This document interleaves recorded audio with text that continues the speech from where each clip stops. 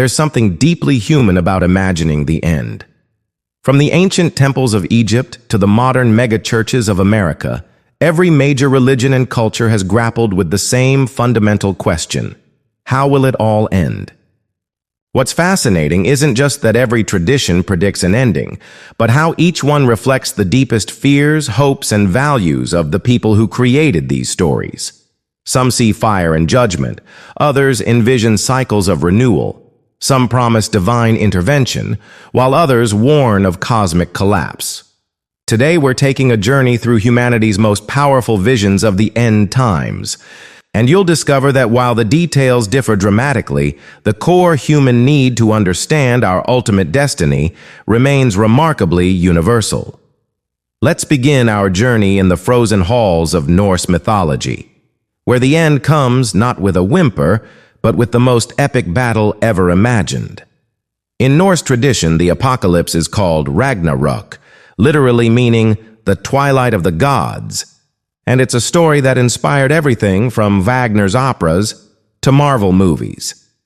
The Norse didn't see the end as a distant possibility. They saw it as an inevitable cosmic event already set in motion. The beginning of the end starts with something called Fimbulwinter, a brutal, unending winter that lasts for 3 full years without a single moment of spring or summer. Imagine the sun growing weaker each day, snow piling higher and higher, and civilizations crumbling as crops fail, and people turn on each other in desperation. This isn't just bad weather, it's the universe itself breaking down. During this endless winter, the sun and moon are devoured by cosmic wolves, plunging the world into complete darkness. The dead begin to rise, poison fills the sky, and all social bonds collapse as brother turns against brother. This chaos serves a crucial purpose, though. It releases the bound forces of destruction that the gods have been keeping at bay. The trickster god Loki, who has been chained in torment, breaks free along with his monstrous children, including Fenrir, a wolf so massive he can swallow the sun. Together they lead an army of fire giants, monsters, and the dishonored dead against the gods themselves in a final battle that will determine the fate of everything. The battle is absolutely brutal and nobody really wins. Odin, the All-Father and King of the gods, faces Fenrir and is devoured whole. Thor, the thunder god, manages to kill the world serpent Jormungandr, but dies from its poison after taking just 9 steps. One by one, the gods fall until Surtur, a fire giant, unleashes flames that consume all 9 realms. The sky darkens, stars vanish, the earth sinks into the sea, and everything is consumed by fire and water. But here's where Norse mythology becomes truly remarkable. This isn't just about destruction, it's about renewal. After the flames die down and the waters recede, the world is reborn, green and fertile and beautiful. Some gods survive, including Balder, who returns from the dead, and 2 humans named Leif and Lifthrasir emerge from hiding to repopulate the earth. The Norse understood that endings are also beginnings, and that sometimes the old world must die for the new one to be born. Moving from the icy apocalypse of the north to the subcontinent of India, we encounter a radically different vision of the end times. Hindu eschatology operates on a scale that makes other religions look almost quaint. We're talking about time measured not in years or centuries, but in billions of years, with cycles within cycles in an endless dance of creation, preservation, and destruction. According to Hindu cosmology, we're currently living in something called the Kali Yuga, the Age of Darkness. This began when the deity Krishna left the earth in 3102 BCE. And it represents the final and worst phase of a cosmic cycle that spans over 4 million years. Think of it as the universe's equivalent of winter, except this winter lasts for 432,000 years, and we're only about 5,000 years into it. The Kali Yuga is characterized by a steady collapse of cosmic order. Everything good about humanity gradually fades away. Truthfulness becomes rare, compassion disappears, virtue is abandoned, and violence becomes the norm. Greed replaces generosity. Hypocrisy masks genuine spirituality, and false teachers lead people astray. Human lifespans grow shorter, bodies become weaker, and intelligence diminishes. It's a world where wealth becomes the only measure of virtue, where lust replaces love, and where empty rituals substitute for genuine spiritual practice. This age is ruled by a demon named Kali, not to be confused with the goddess Kali, who represents the dark forces of ignorance and destruction. As the Kali Yuga progresses, things get progressively worse until the world reaches its absolute darkest point. But just when all seems lost, the god Vishnu will incarnate for the 10th and final time as Kalki, appearing as a warrior, riding a white horse and wielding a blazing sword. Kalki's arrival marks the beginning of a divine purge. He will lead a cosmic cleansing that destroys all evil and corruption, wiping the slate clean for humanity to start over. After this purification, the Golden Age will return, and the entire cycle will begin again. The universe will go through the same 4 ages over and over in an endless wheel of time that continues until Brahma, the creator god, completes his cosmic day and the entire universe dissolves back into singularity, only to be reborn yet again. What makes Hindu eschatology unique is this cyclical nature. There's no final judgment, no ultimate heaven or hell, just endless cycles of decline and renewal that reflect the Hindu understanding of time as circular rather than linear. From the cyclical time of Hinduism, let's turn to Islam, where the end of days, known as Qiyamah, represents one of the most detailed and structured apocalyptic visions in world religion. Islamic eschatology is built on the fundamental belief that the end of the world is a divine promise willed and known only by Allah, and it will unfold as a singular linear event that brings all of human history to its ultimate conclusion. The Islamic end times begin with what are called the minor signs, many of which Muslims believe have already begun to appear.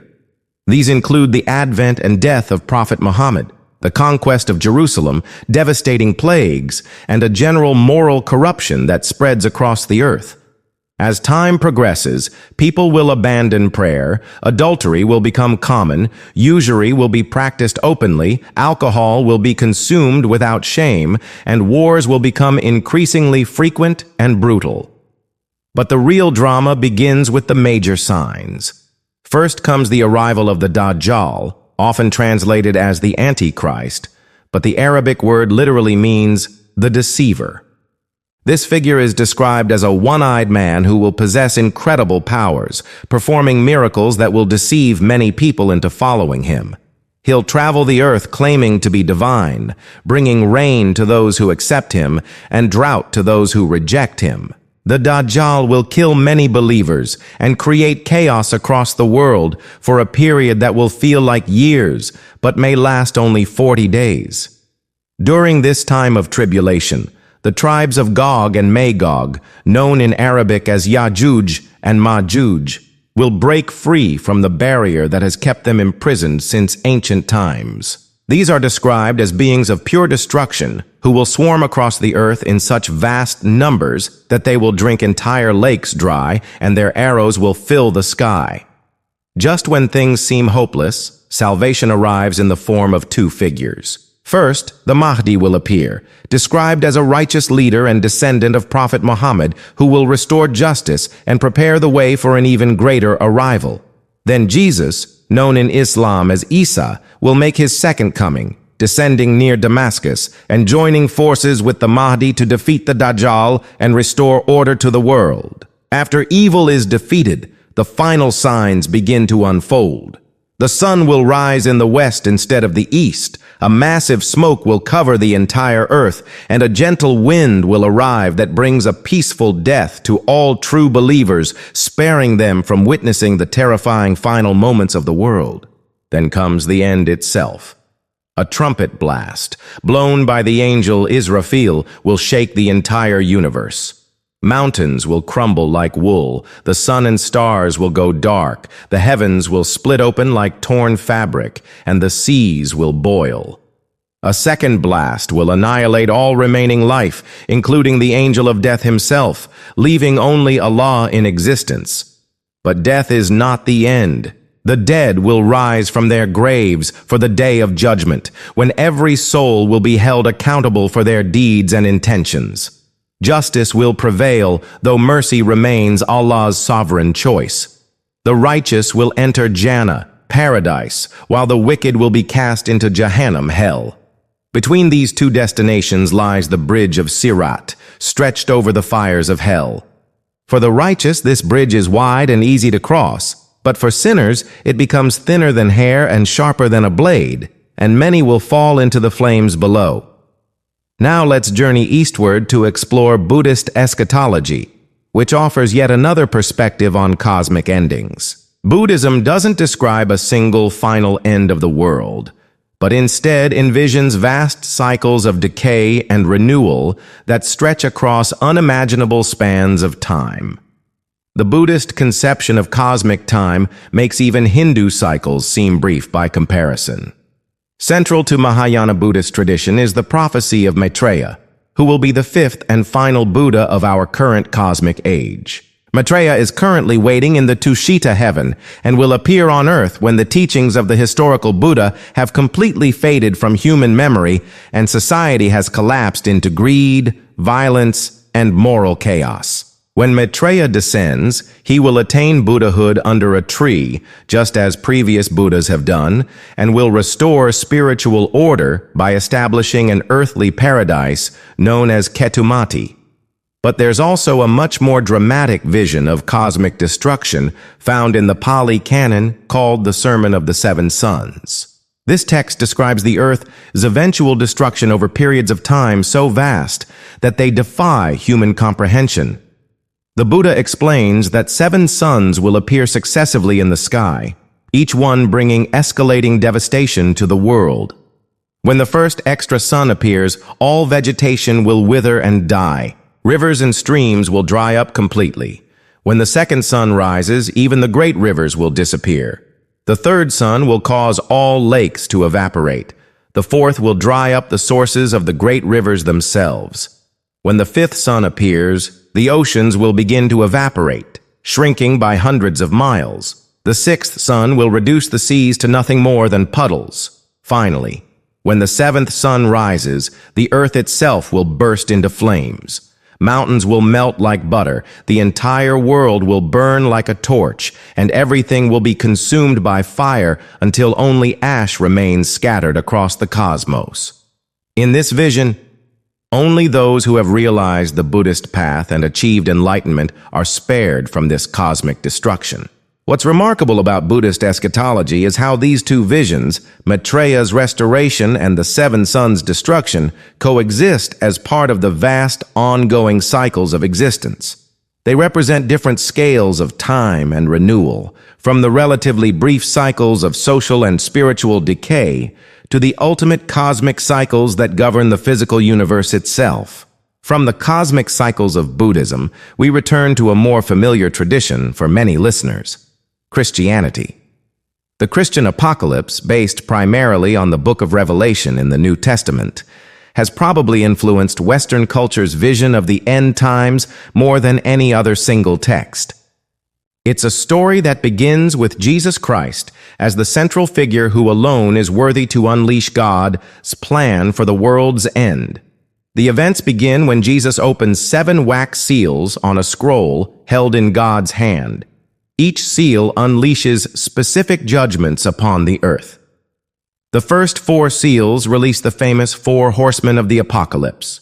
The rider on the white horse is sent to conquer the world, while the others bring war, famine, and death, ultimately killing a quarter of humanity. Many Christian interpreters have seen parallels between these horsemen and the catastrophic events of World War I, with its unprecedented scale of mechanized warfare, global famine, and pandemic disease. When Jesus opens the 5th seal, it reveals the souls of people who were killed for their faith. These martyrs are given white robes as a reward and are told to wait a little longer for their vindication. The 6th seal triggers a worldwide earthquake, so massive that it blackens the sun, turns the moon blood red, and causes stars to fall from the sky like figs shaken from a tree. The seventh seal unleashes a new series of disasters announced by 7 trumpets blown by angels. Hail mixed with fire rains down, burning up 1/3 of all vegetation. A great mountain burning with fire is thrown into the sea, turning 1/3 of it to blood. A star called wormwood falls from heaven, poisoning 1/3 of all fresh water. The sun, moon, and stars are darkened by 1/3, creating an apocalyptic twilight that many interpret as the aftermath of nuclear war. Then the cosmic battle truly begins. Demons are released from the abyss, described as strange locust-like beings with faces like humans, hair like women, teeth like lions, and tails like scorpions. These creatures torment humanity for 5 months, though they cannot kill anyone during this period. After this comes an army of 200 million demon horsemen led by 4 fallen angels, who kill 1/3 of the remaining human population. When the final trumpet sounds, God declares that Christ now rules the earth. But Satan, appearing as a great red dragon, attempts to attack heaven itself. The archangel Michael leads God's forces against the dragon, defeating him and casting him down to earth. Furious at his defeat, Satan begins a campaign of world domination, empowering 2 beasts to carry out his will. The first beast, often interpreted as the Antichrist, rises from the sea with 7 heads and 10 crowned horns. Despite its monstrous appearance, people see this beast as a savior and worship it, giving it authority over every tribe and nation. The second beast, known as the false prophet, performs satanic miracles and enforces global worship of the first beast through a mark placed on people's right hand or forehead. Without this mark, no one can buy or sell anything. Then 7 angels pour out bowls of God's wrath upon the earth, bringing plagues that turn the seas and rivers to blood, scorching heat from the sun, supernatural darkness, and a massive earthquake that levels every mountain and island. Finally, Jesus returns to earth with an army of believers, riding white horses and clothed in fine linen. In the Battle of Armageddon, they defeat the forces of Satan, the Antichrist, and the false prophet. Satan is chained and thrown into a bottomless pit, and Christ rules the earth for 1,000 years in what's called the millennium.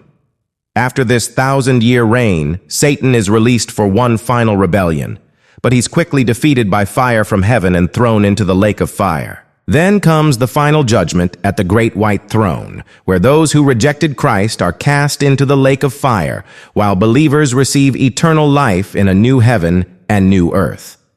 Now let's travel to pre-Columbian Mexico, where the Aztec civilization developed one of the most complex and fascinating visions of cyclical apocalypse. According to Aztec mythology, our current world is actually the 5th in a series of worlds, each one created by the sacrifice of a god, and each one destined to end in destruction before being reborn. The first world was ruled by Tezcatlipoca, the god of the night sky, and was inhabited by giants. This world ended when Tezcatlipoca was knocked from the sky by his rival Quetzalcoatl, the feathered serpent. In his rage, Tezcatlipoca transformed into a jaguar, and his fellow jaguars devoured all the giants, bringing the first world to a violent end. Quetzalcoatl then created the second world and ruled as its son. This world was populated by humans, but Tezcatlipoca struck back by seducing Quetzalcoatl's people and turning them into monkeys. Disgusted, Quetzalcoatl sent a great hurricane that destroyed this second world, though some of the monkey people survived in the forests. The third world was ruled by Tlaloc, the rain god, but it too was destroyed when Quetzalcoatl made fire rain from the sky, turning the inhabitants into turkeys. The fourth world was governed by Tlaloc's sister, Chalchiotlicue, the goddess of rivers and lakes. This world ended in a great flood that lasted for 52 years, transforming the people into fish. Our current world, the 5th sun, came into being through a remarkable act of divine sacrifice. The gods gathered to decide who would become the new sun. and two volunteers stepped forward, Tekuchistecatl, a proud and wealthy god, and Nanahuatzin, a humble deity covered in sores. They built a great fire and prepared to sacrifice themselves by jumping into the flames. But when the moment came, Tekuchistecatl hesitated, frightened by the intense heat. Nanahuatzin, without hesitation, threw himself into the fire and became the sun. Shamed by this display of courage, Tekuchistecatl finally jumped in as well, but because he hesitated, he became the lesser moon. However, the newly created sun refused to move across the sky until all the other gods sacrificed themselves to give it strength. This cosmic sacrifice created the world we live in today, but it also established the fundamental Aztec belief that the universe requires constant nourishment through sacrifice to continue existing. According to Aztec prophecy, our current world will end when a massive earthquake tears the earth apart, swallowing the sun itself. Then the star demons called Tzitzimime will descend from the heavens to kill all remaining humans and take over the earth. These skeletal goddesses of destruction wait at the edges of the world for any sign of cosmic weakness, ready to pour through and end everything. But like the previous four worlds, this destruction will not be final. The Aztecs believed in eternal cycles of death and rebirth, where each ending creates the possibility for a new beginning. Let's now turn to one of humanity's oldest civilizations and explore how the ancient Egyptians understood the end of the world. Egyptian eschatology is unique because it viewed the end not as an inevitable fate, but as a terrible threat that could potentially be warded off through proper religious practice and divine intervention. The ancient Egyptians had an extraordinarily complex understanding of creation and order. They believed that the universe emerged from the primeval waters of chaos called Nun, and that the creator god Atum brought forth the ordered world through a series of divine emanations. This ordered cosmos, known as Ma'at, was constantly under threat from the forces of chaos that sought to return everything to its original state of non-existence. According to some Egyptian texts, particularly those found in the Coffin texts and the Book of the Dead, there would come a time when the creator god Atum would grow weary of existence and decide to return everything to the primeval waters. When this happens, the carefully maintained order of the universe would collapse. The sun would cease its daily journey across the sky. The Nile would stop flooding, and all the elaborate structures of Egyptian civilization would crumble back into chaos. In this final dissolution, all things would cease to exist except for Atum himself and Osiris, the god of death and resurrection. These two divine figures would survive the cosmic collapse, floating in the endless waters of Nun, perhaps waiting for another cycle of creation to begin. Osiris' presence in this final scene is particularly significant because he represents the principle of death and rebirth, suggesting that even in the ultimate ending, the seeds of renewal might remain. What makes Egyptian eschatology particularly fascinating is how it reflects their deep concern with maintaining cosmic order. The Egyptians believed that through proper ritual, correct behavior, and divine kingship, the end could potentially be postponed indefinitely. The pharaoh's daily rituals, the priest's temple ceremonies, and the people's adherence to Ma'at all served to strengthen the cosmic order and keep the forces of chaos at bay. This wasn't passive acceptance of fate, but active resistance against ending. The Egyptians saw themselves as partners with the gods in maintaining the universe, and their elaborate funeral practices and beliefs about the afterlife were all designed to ensure that life could continue even after death, both for individuals and for the cosmos as a whole. From ancient Egypt, we journey to ancient Persia and the religious tradition of Zoroastrianism, which developed one of the most optimistic and influential visions of the end times in human history. Zoroastrian eschatology introduced concepts that would later influence Judaism, Christianity, and Islam, including the final resurrection of the dead, divine judgment, and the ultimate triumph of good over evil. Zoroastrianism was founded by the prophet Zarathustra, who taught that the universe is fundamentally shaped by a cosmic struggle between Ahura Mazda, the wise lord of light and goodness, and Angra Mainyu, the destructive spirit of darkness and evil. This dualistic vision sees human history as the playing out of this cosmic battle, with humans serving as crucial allies in the forces of light. According to Zoroastrian prophecy, the end of the world will be marked by a period called Frashokareti, meaning the final renovation, when creation will be restored to its original perfection and unified once again with Ahura Mazda. But before this glorious conclusion, the world must pass through a time of increasing darkness and corruption. The signs of the approaching end include the sun growing fainter and the land becoming increasingly barren. Noxious creatures will multiply across the earth, moral corruption will spread throughout society, and the ancient order will collapse as people abandon the good religion and fall into wickedness. The boundaries between the seasons will blur, and the world will seem to be sliding inexorably toward chaos. But then, the cosmic tide turns. A savior figure called Saoshyant, born of a virgin who conceived through Zarathustra's preserved seed, will appear to lead the final battle against evil. Saoshyant will resurrect all the dead who have ever lived, reuniting souls with their bodies in preparation for the final judgment. This judgment takes a remarkable form. A river of molten metal will flow across the entire world, serving as a cosmic ordeal for all humanity. For the righteous, this river will feel like warm milk, pleasant and comforting. But for the wicked, it will be exactly what it appears: scorching molten metal that burns away their sins and purifies their souls. The river doesn't stop at the surface of the earth.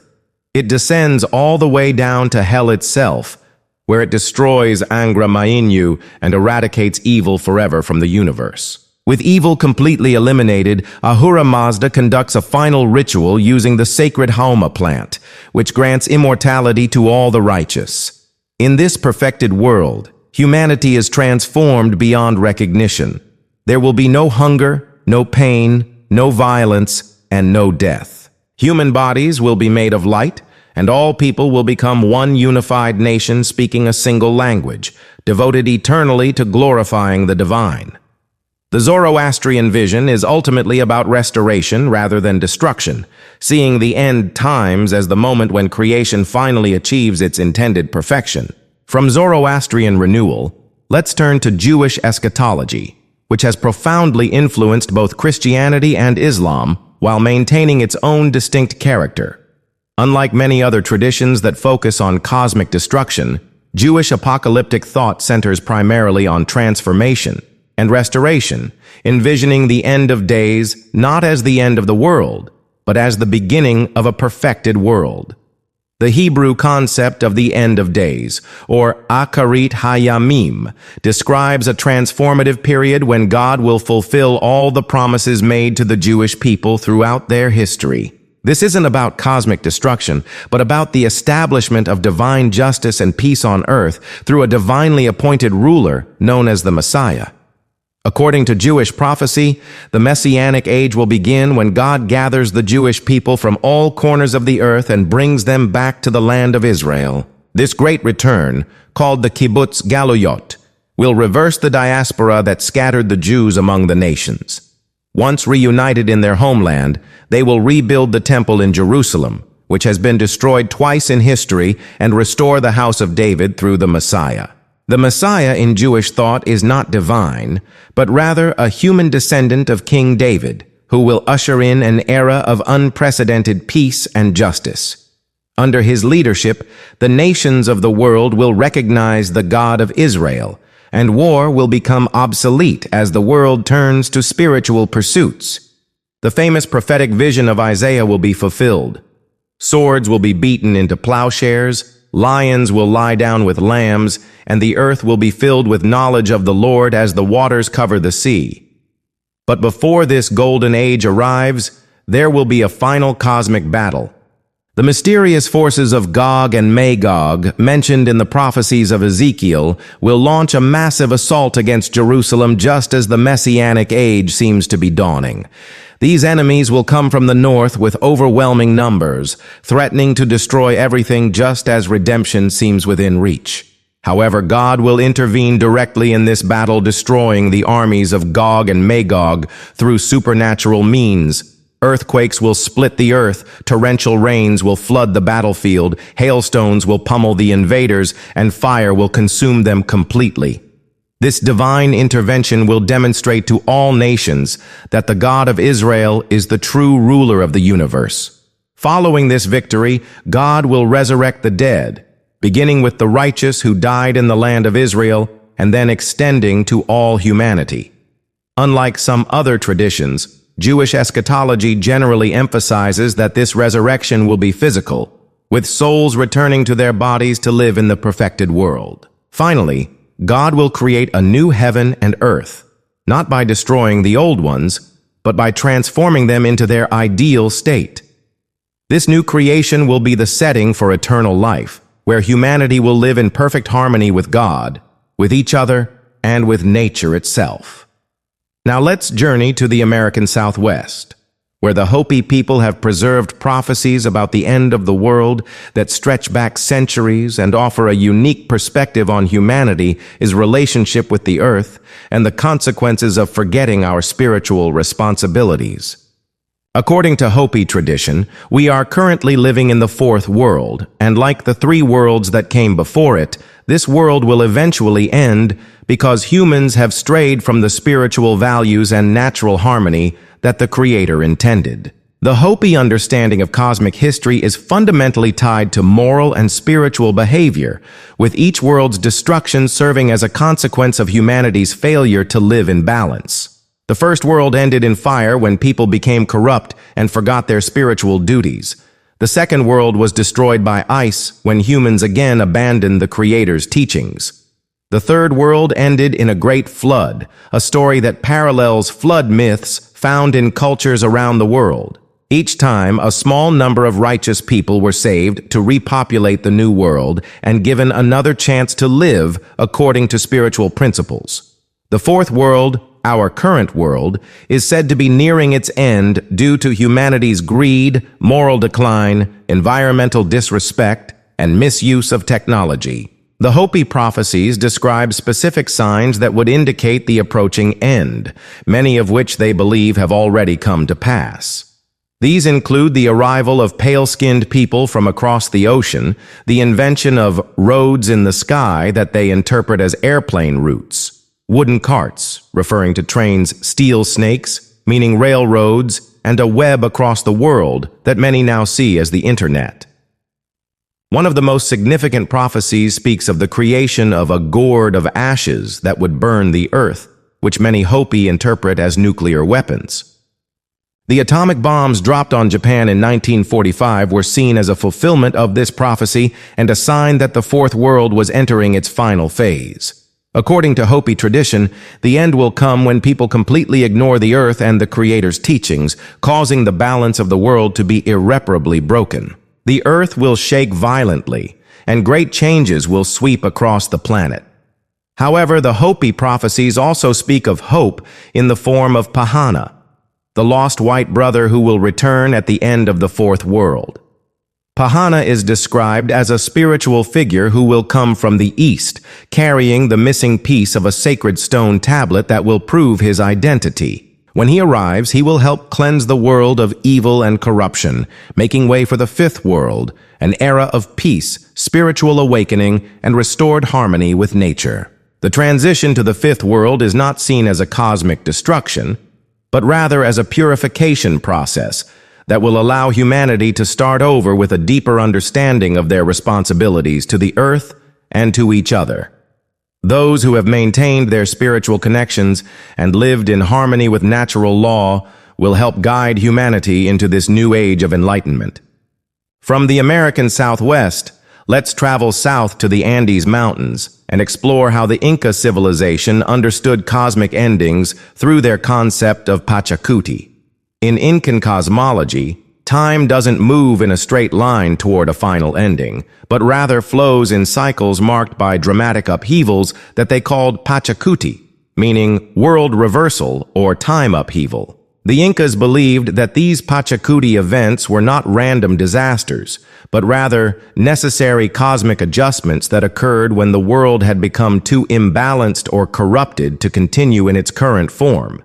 Each Pachacuti brought destruction, but also opened the possibility for renewal and the creation of a better world.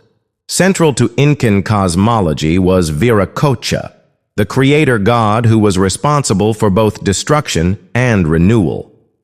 According to Incan mythology, Viracocha had already triggered one great Pachacuti in the distant past, when the first race of beings, giants who had become disobedient and proud, needed to be destroyed. Viracocha unleashed a catastrophic flood that wiped them out completely, then created a new humanity from smaller stones, giving birth to the ancestors of all current human beings. The Incas believed that neglecting proper rituals and disrespecting the gods could trigger another Pachacuti. They watched carefully for signs of cosmic imbalance, including the sun growing weaker in the sky crop failures that couldn't be explained by normal weather patterns and earthquakes that they interpreted as messages from Pachamama, the Earth Mother, expressing her displeasure with human behavior. If a new Pachacuti were to occur, the Incas believed that Viracocha would return to assess the state of the world. Those who had abandoned traditional ways and forgotten their spiritual obligations would be destroyed, but those who remained faithful to the ancient customs and maintained their connection to the sacred landscape would survive to help build the new world. This new world wouldn't just be a restoration of what came before, but potentially something even better than what existed previously. The survivors would carry forward the wisdom gained from experiencing the destruction of the old world, and they would establish a new era of peace and prosperity guided by deeper spiritual understanding. The concept of Pachacuti was deeply tied to the Incan understanding of their relationship with the natural world. They saw themselves not as masters of nature, but as participants in a complex web of relationships with mountains, rivers, animals, and spirits. When these relationships became unbalanced, Pachacuti served as a cosmic mechanism for restoring harmony. Interestingly, many modern scholars believe that the Spanish conquest of the Inca Empire was interpreted by many indigenous people as a Pachacuti, a world reversal that destroyed the old order but potentially opened the way for an eventual restoration of indigenous ways and values. Now let's explore one of history's most sophisticated dualistic religions, Manichaeism. Founded in the 3rd century CE by the prophet Mani in the Persian Empire, Manichaeism spread from Spain to China and developed an intricate vision of cosmic struggle that culminates in the ultimate triumph of light over darkness. Manichaean cosmology begins with the fundamental premise that the universe is shaped by an eternal conflict between two completely opposite principles: the kingdom of light, ruled by the Father of greatness, and the kingdom of darkness, ruled by the Prince of darkness. These two realms existed separately and in perfect balance until the Prince of darkness became aware of the light and, driven by envy and hunger, launched an invasion of the kingdom of light. The current world was born from this cosmic collision. It's essentially a battlefield where fragments of divine light have become trapped in physical matter, especially in human souls. We live in what Manichaeans called the time of mixture, when light and darkness are intermingled throughout creation, with every human being containing both divine light and corrupt matter. According to Manichaean prophecy, this time of mixture will not last forever. Eventually, the cosmic struggle will reach its climax in a final war between the forces of light and darkness. The powers of light will rise up to defeat darkness once and for all, leading to the separation of all souls and the complete victory of good over evil.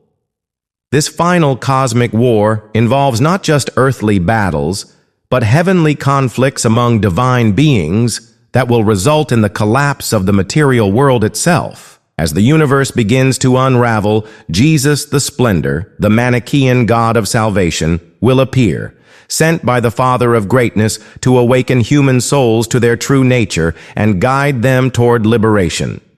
The end times will witness a great separation, as the righteous are distinguished from the wicked and all souls are sorted according to their spiritual development. Then the entire world will be engulfed by a purifying fire that serves two crucial purposes. It frees the last remaining fragments of light that are trapped in matter, and it seals darkness away forever, preventing any future contamination of the light.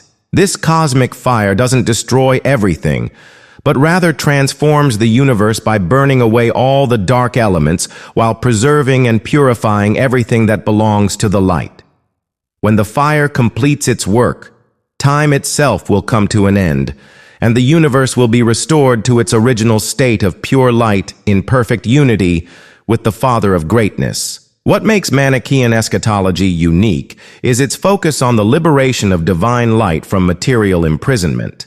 The end of the world isn't primarily about moral judgment or punishment, but about cosmic healing and the restoration of the original divine order that existed before the invasion of darkness. From the cosmic dualism of Manichaeism, let's turn to Gnosticism, another ancient religious movement that developed a radical understanding of the end times.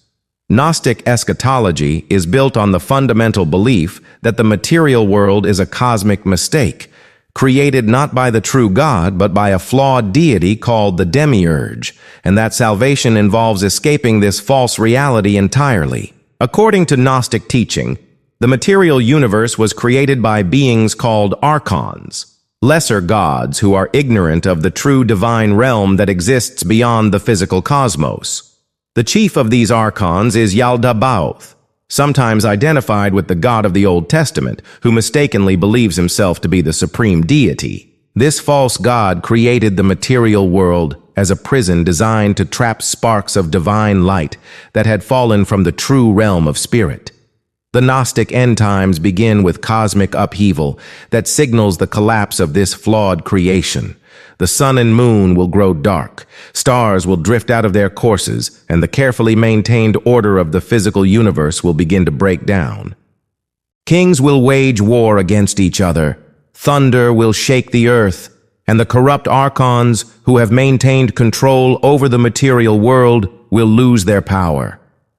As the cosmic order collapses, Sophia, the divine wisdom that represents a spark from the supreme God called the Monad, will send forth a great thunder that casts the corrupted archons into the abyss. Unable to maintain their artificial paradise, these false gods will turn on each other in a final orgy of destruction until only their leader, Yaldabaoth, remains. In the end, even he will destroy himself, unable to bear the collapse of everything he believed he had created. With the archons defeated, the physical heavens will collapse and the earth itself will be drawn down into the abyss. But this destruction is not a tragedy, it's a liberation. As darkness is consumed by light, the material prison that has trapped divine souls for eons will finally be dissolved, and that light will be transformed into something far greater than anything that existed in the flawed material cosmos. The end of the Gnostic world involves a final judgment, but not the kind found in other religious traditions. Instead of being judged by their moral behavior, beings are evaluated based on their level of spiritual knowledge and their recognition of their true divine nature. Those who have achieved gnosis, the special knowledge that reveals the illusory nature of the material world, will move beyond all physical realms and enter a place without boundaries, returning to their original home in the divine pleroma. Others who have made spiritual progress but have not achieved full enlightenment will still find peace in eternal realms that exist beyond the material cosmos. Even for them, the end of the flawed world represents liberation rather than punishment. What makes Gnostic eschatology unique is its complete rejection of the material world as something worth preserving. Unlike other traditions that envision the renewal or perfection of creation, Gnosticism sees the end times as the moment when conscious beings finally escape from the cosmic mistake altogether and return to their true spiritual home. Finally, let's conclude our journey through humanity is visions of the end times with a relatively modern tradition, Rastafari. This religious movement, which emerged in Jamaica in the 1930s, developed its own unique interpretation of biblical apocalypse by combining Christian eschatology with African spiritual traditions and the specific experience of African diaspora communities. Rastafarians view the end times primarily through the lens of the Book of Revelation, but they interpret these ancient prophecies through the experience of people who were taken from Africa through the slave trade and scattered across the world. Central to Rastafari eschatology is the belief that Ethiopian Emperor Haile Selassie I, who ruled from 1930 to 1974, was God incarnate, the King of Kings and Lord of Lords, prophesied in Revelation. According to Rastafari belief, Selassie's coronation in 1930 represented the second coming of Christ and the beginning of the end times. The invasion of Ethiopia by fascist Italy in 1935, known as the Second Italo-Ethiopian War, is seen as the fulfillment of biblical prophecies about the persecution of the righteous and the temporary triumph of evil forces. Rastafarians believe that Selassie will return for a final judgment that will gather together all the lost children of Israel, a term they use to refer to African people who were displaced from their homeland through slavery and colonialism. This gathering, known as repatriation, will lead to the establishment of God's kingdom on earth, centered in Africa, which they identify as the true Mount Zion mentioned in biblical prophecy. The Rastafari vision of the end times emphasizes liberation from the oppressive systems they call Babylon, which includes not just individual nations, but the entire global structure of inequality, racism, and exploitation.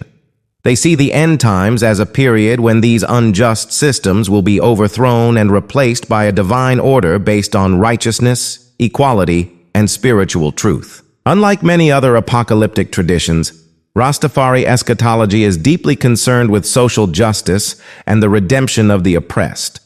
The end times represent not just spiritual salvation, but the concrete liberation of African people from centuries of exploitation and the restoration of their rightful place in God's creation. This movement's interpretation of biblical prophecy demonstrates how ancient texts continue to speak to contemporary experiences, as Rastafarians have found in the Book of Revelation a powerful framework for understanding their own struggle for dignity, justice, and spiritual fulfillment. As we reach the end of our journey through humanity's visions of apocalypse, what emerges is not just a collection of ancient stories, but a profound testament to the human spirit's refusal to accept meaninglessness. Whether they promise cycles of renewal, divine judgment, cosmic purification, or spiritual liberation, these traditions all grapple with the fundamental questions that define human existence.